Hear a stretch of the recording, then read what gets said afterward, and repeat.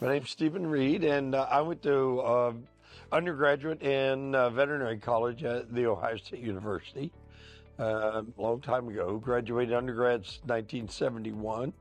Spent a little time doing some active duty for the U.S. Army, and then I went back to veterinary college 72, graduated 1976. After that, did a residency training program at Michigan State. Then started a teaching career at Washington State University for 4 years, then back to Ohio State. Spent 26 years teaching there at Ohio State. And then I retired, with about 30 years of experience in teaching, but I really wasn't ready to stop being a veterinarian. So then I had an opportunity, which had actually been offered several times, to come to Rood and Riddle. And so it seemed like it was the right thing to do. So in 2007, I moved down here to Rood and Riddle and have been here ever since. It's a dream job here. I mean, I know people say, it's sort of like the Mayo Clinic, and in my mind it is. The veterinarians that are on the staff at Rood and Riddle, they could go anywhere in the world, whether it be medicine, theriogenology, ambulatory surgery, and that, even if it was a veterinary college, that place would soon be recognized as the premier place for equine, my belief. I think my interest in horses just came like it does for a lot of people as a child. It's such a beautiful animal, and as soon as I was old enough, I started hanging out in the mornings around where the standardbreds were training, hot walking horses, and just, getting to feel for that. And so that interest just came from the beauty of the horse, I guess, and my hope that I might be able to own one someday. Well, we have some horses that we own that are a part of a group of veterinarians that are interested in horses that have neurologic problems that a lot of times people don't really want those, or they, because of that problem, it's going to be an expensive problem to treat, and therefore a lot of people would choose to not treat them. And so in order to give those horses a second chance, if you will, we've taken them and formed a stable. We call it the unstable stable because the horses are somewhat unstable, as are the owners of the stable. And we put those horses into training. The person who most impacted my career is a veterinarian now deceased named George W. Hansel. And Dr. Hansel was a mixed practitioner in Delaware, Ohio. He was an amazing veterinarian and an even more amazing person. And then when I got interested in going to veterinary college, not only did Dr. Hansel write a letter of recommendation for me to get accepted, he hand-delivered it.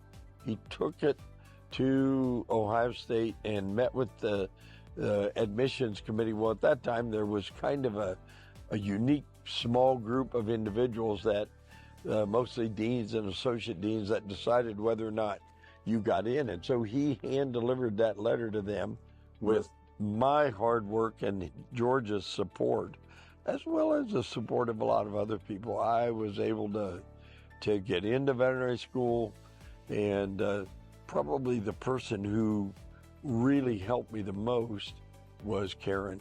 My wife, we've been married now 52 years. She pretty much, all the while, we got married whilst I was, finishing up undergraduate. And so we were married all the way through veterinary school. And she was working evenings 3 to 11 as a nurse.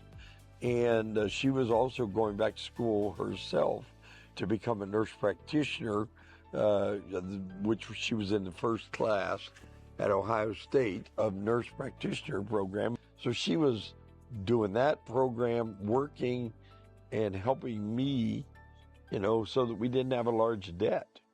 And then she followed me to Michigan, obviously, while I was a resident, and she worked there. Then when we went to Washington State, she continued to work, but we also started a family there.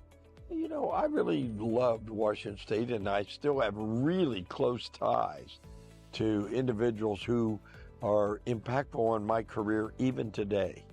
My boss there was Dr. Barry Grant, who developed the wobbler surgery through one of his residents. And then my colleague, Warwick Bailey, was hired in the same week as I was. And now 40-some years later, we're still really close. And even though I've had that keen interest in neurology, as we talked about, Warwick and I edited 4 editions of an equine internal medicine textbook. And that textbook, our goal when we did that was that the textbook would be a text that anybody getting ready to take the large animal internal medicine specialty exam, if they knew what was in that book, would be able to pass anything related to equine. So we made it a very detailed, in-depth textbook that had not just diseases, but pathophysiology of diseases, and so that you could understand that. Since coming to Rood and Riddle, I really didn't have to turn away from academia. In fact, what has happened is I have all the best parts of academia. I'm connected to individuals doing research. I'm a part of clinical trials. And I've got individual residents who want to come and spend time with me looking at the neurologic cases. The good news on neurology and direction is we no longer view it as just the next step, related close to euthanasia. Having said that, there are at times when safety is utmost. Suffering is critical no matter what the disease is. And so whenever we have horses that are suffering inhumanely, we're going to choose the right path. They may only get good enough to be able to walk around and eat grass, but for some owners, that's okay. So as far as direction, I think we're better able to more accurately, and oftentimes because of the quality of the equipment we have, to more rapidly make proper diagnoses, which then leads us towards earlier interventions, whether they be medical or surgical, to lead towards treatment and bringing the horse back to athletic use.